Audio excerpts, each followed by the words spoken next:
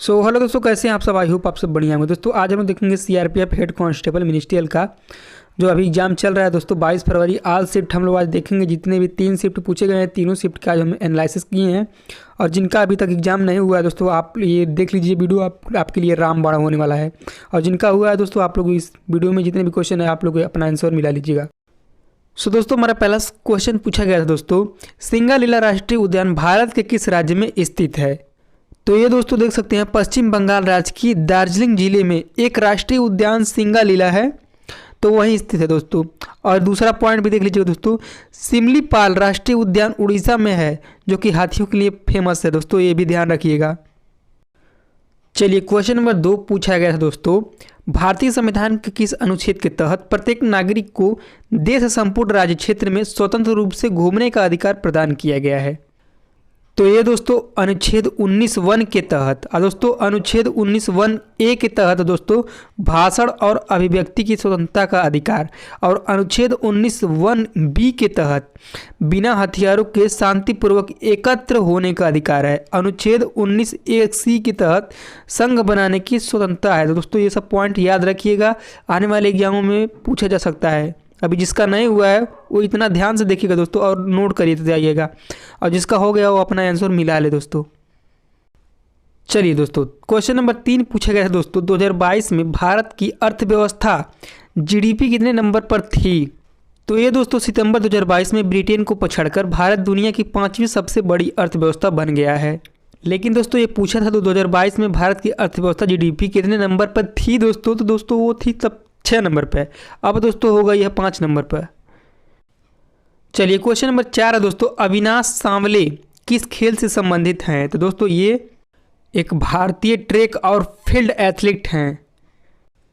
चलिए question number 5 दोस्तों, राम मंदिर के फैसले में जज मतलब 5 जज में से 2023 में कौन से मुस्लिम जज रिटायर हुए हैं। तो ये दोस्तों सैयद अब्दुल नजीर वर्तमान में दोस्तों आंध्र प्रदेश के 24वें राज्यपाल के रूप में कार्यरत हैं दोस्तों, 24वें में है ये। चलिए अगला क्वेश्चन दोस्तों है, शास्त्रीय नृत्य कौन से दिशा में पड़ता है। तो दोस्तों शास्त्रीय नृत्य नाटक प्रदर्शन कला है जिसकी उत्पत्ति असम की कृष्णा केंद्रित वैष्णववाद में मठों में हुई है।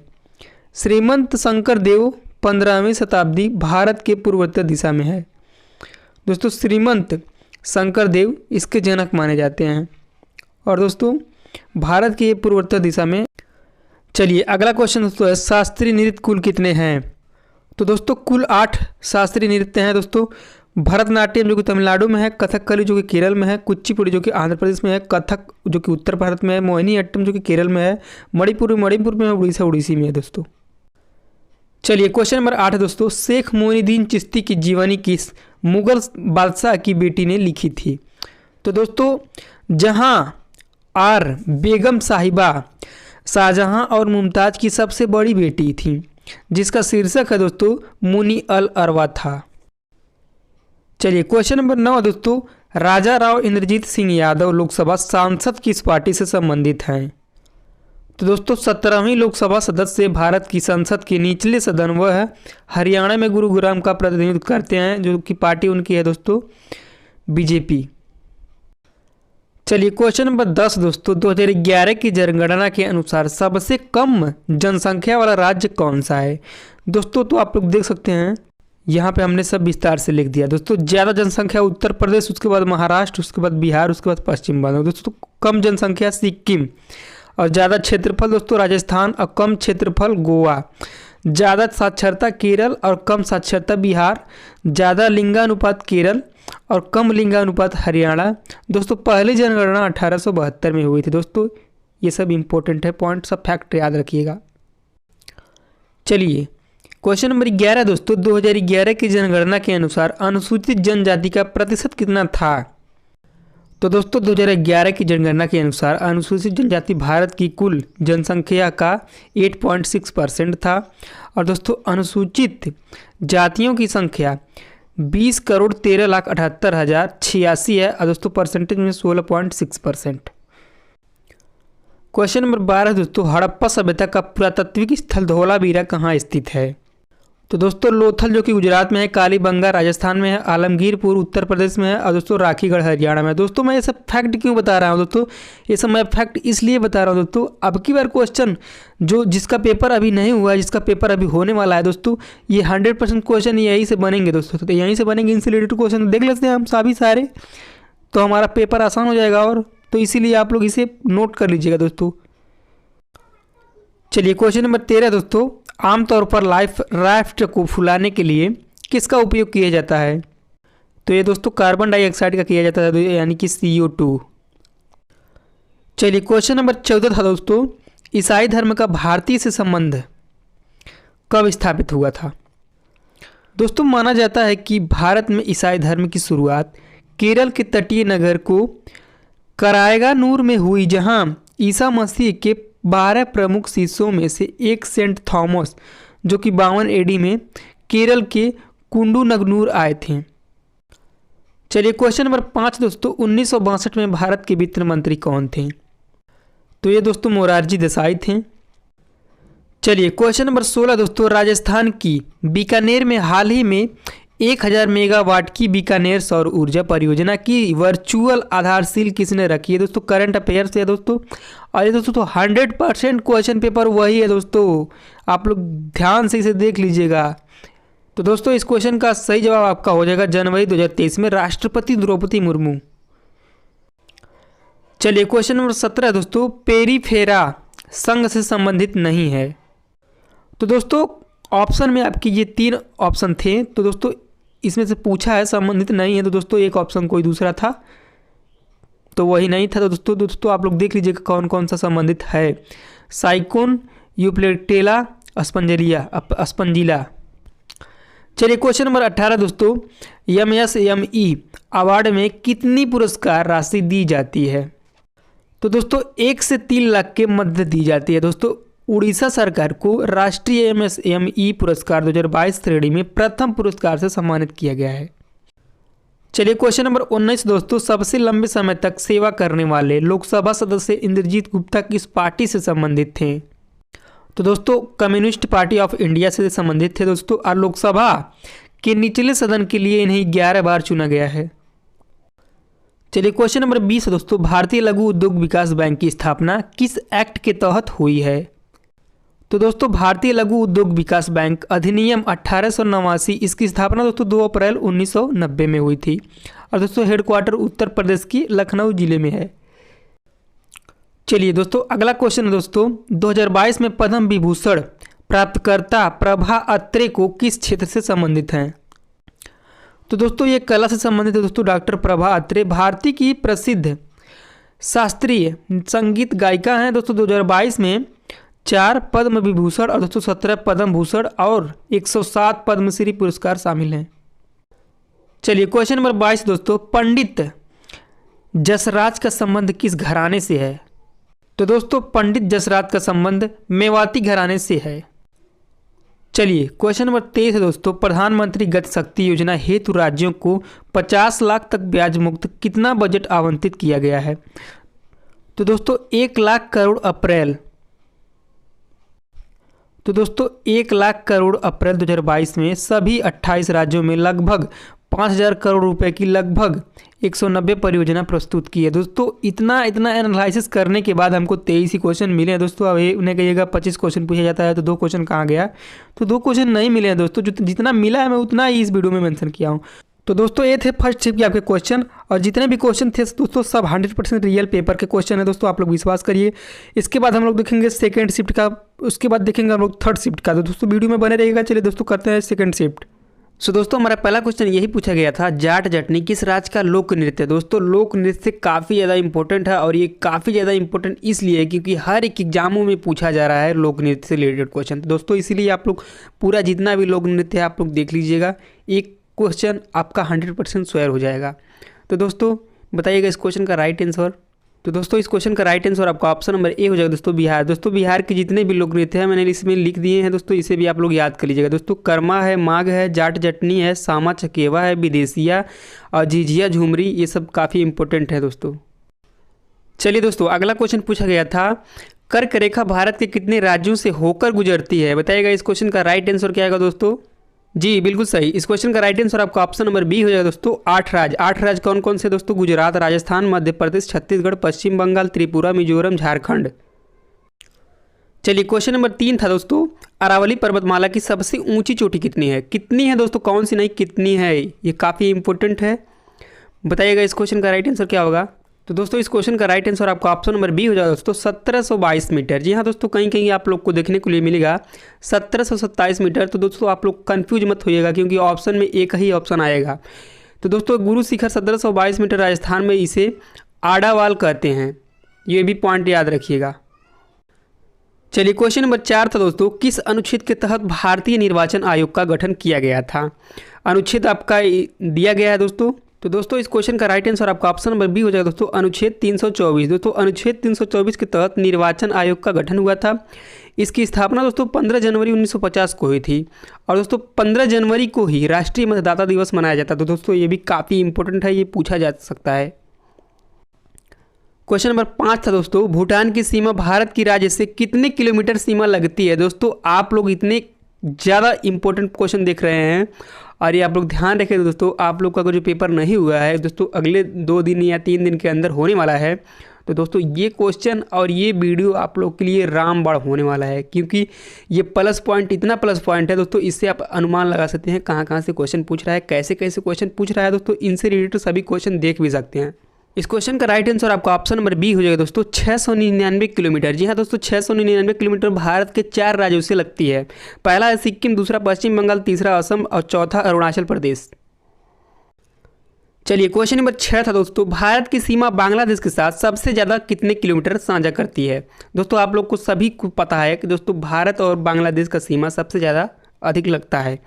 तो दोस्तों कितना किलोमीटर लगता है ये पूछा है क्वेश्चन में। तो ये दोस्तों 4096 किलोमीटर लगता है। तो दोस्तों इसका राइट आंसर आपका ऑप्शन नंबर ए हो जाएगा दोस्तों। चलिए क्वेश्चन नंबर 7 था दोस्तों, इनमें से कौन सा भारतीय संविधान में अमेरिका देश के संविधान से लिया गया है? दोस्तों ये काफ़ी इंपॉर्टेंट क्वेश्चन है, यहाँ से जितने भी बिंदु बन सकते हैं उन सभी को आप लोग ध्यान में रखिएगा, क्योंकि आप अगला एग्जाम देने जाएंगे तो दोस्तों यहाँ से क्वेश्चन 100% बनने वाला है। तो दोस्तों बताइएगा इस क्वेश्चन का राइट आंसर क्या होगा, ऑप्शन आपकी स्क्रीन पर है। जी हाँ बिल्कुल सही। इस क्वेश्चन का राइट आंसर आपका ऑप्शन नंबर बी हो जाएगा दोस्तों, मौलिक अधिकार। जी हाँ दोस्तों, मौलिक अधिकार भाग 3 की अनुच्छेद 12 से 35 में बताया गया है। ये कुल अनुसूचियाँ पहले 7 थी दोस्तों, लेकिन अब वर्तमान में 6 हैं। दोस्तों कौन सा अनुसूची हटाया गया है दोस्तों? संपत्ति का अधिकार 44वें संविधान संशोधन में 1978 में हटा दिया गया था। दोस्तों भाग 11 में 301 के तहत एक सामान्य अधिकार है। दोस्तों अब आपसे पूछेगा संपत्ति का अधिकार किस अनुच्छेद में है, तो दोस्तों आप लोग बताइएगा 300A। अब भाग कौन सा पूछेगा? 11। चलिए क्वेश्चन नंबर 8 है दोस्तों, श्रीलंका को वनडे सीरीज 2023 में भारत ने कितने रनों से हराया था? दोस्तों बताइएगा, ये भी काफ़ी इंपॉर्टेंट और एक करंट अफेयर का क्वेश्चन है।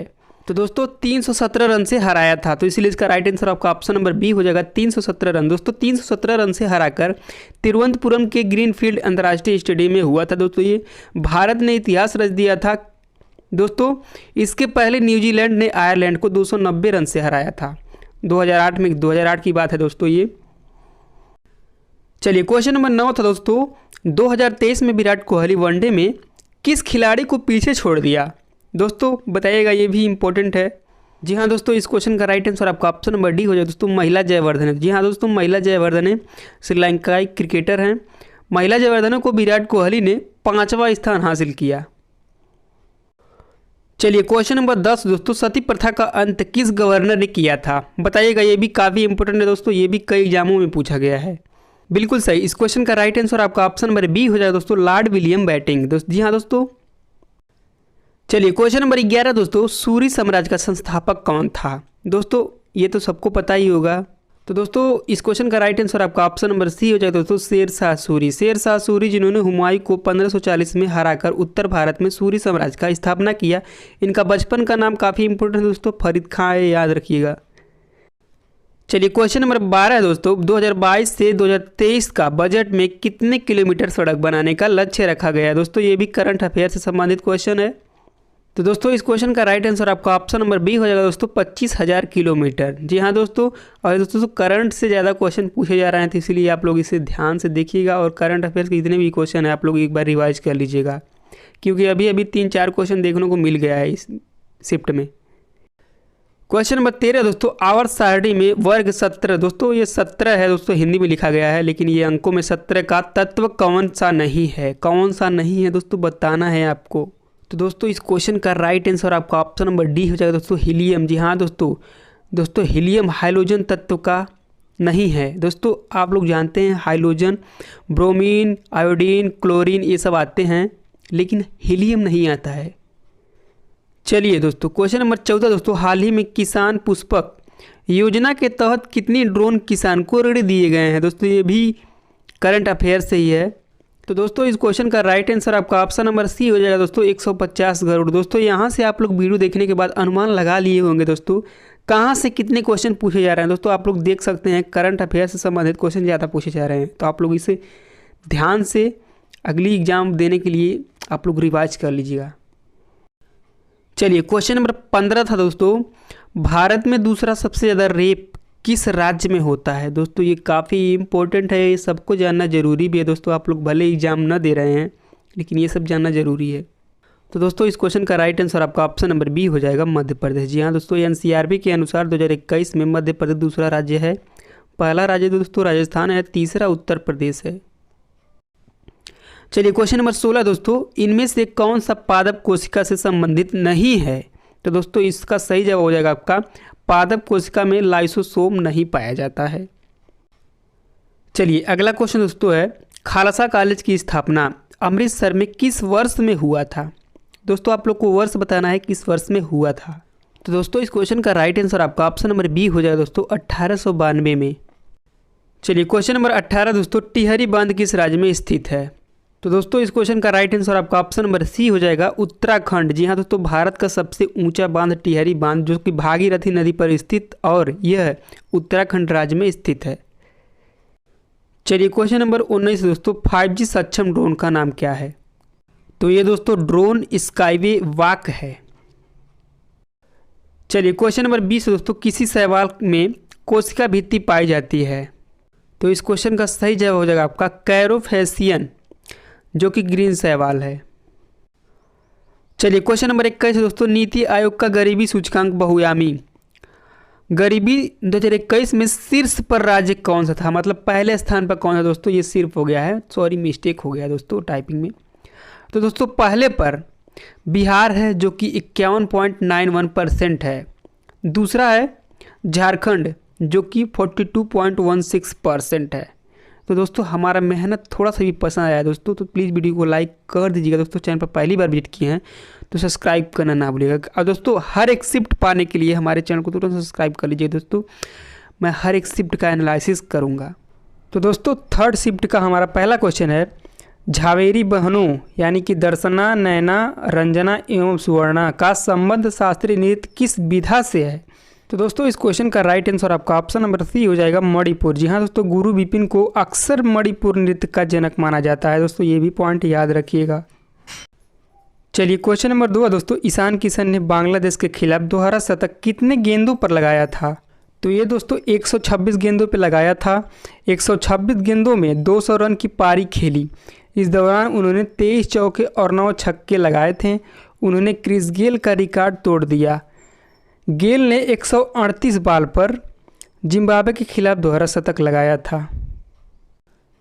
चलिए क्वेश्चन नंबर 3 है दोस्तों, नोटबंदी 2023 के पीठासीन कार्रवाई के न्यायाधीश कौन थे। दोस्तों सुप्रीम कोर्ट की संविधान पीठ केंद्र सरकार द्वारा 6 साल पहले 500 और 1000 के नोटों को बंद करने का फैसला की वैधता पर फैसला सुनाई।